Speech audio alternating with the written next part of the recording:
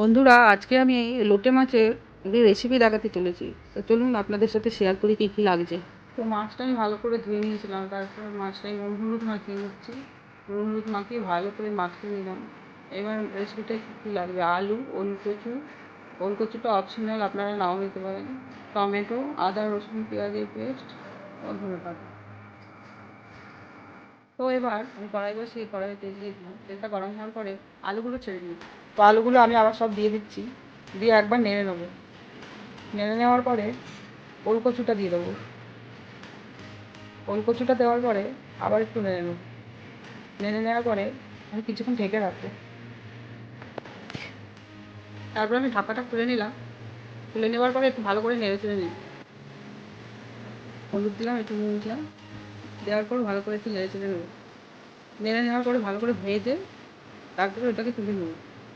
তারপর আমি কিছুটা তেল দেওয়ার পরে একটু জিরে দিয়ে দিলাম। জিরে দেওয়ার পরে মশলাটা দিয়ে দিলাম। মশলাটা দেওয়ার পরে আমি একটু নেড়ে চেড়ে নিয়েছি। ভালো করে নেড়ে চেড়ে নিয়ে একটু হলুদ দিলাম। হলুদ দেওয়ার পর একটু নুন দিয়েছি। তারপরে আবার ভালো করে নেড়ে চেড়ে নিলাম।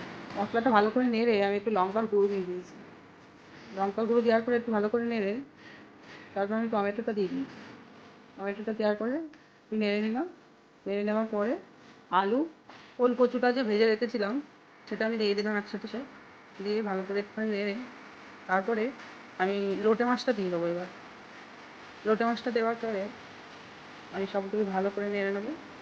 নেড়ে ভালো করে কষিয়ে নেবো মাছটা। কষিয়ে ভালো করে কষিয়ে তারপরে মাছটা কষানোর পরে আমার একটু জল লেগেছিলো, আমি জল দিয়েছিলাম। জলটা তেমন লাগে না। তারপরে ভালো করে কষিয়ে মাছটা যখন তেলটা ছেড়ে আসবে ধনেপাতা দিয়ে সেটা নামিয়ে ফেলবো। বন্ধুরা, আমার রেসিপিটি হয়ে গেছে। আপনাদের যদি ভালো লেগে থাকে আপনারা একটা লাইক কমেন্ট করে দেবেন। ধন্যবাদ।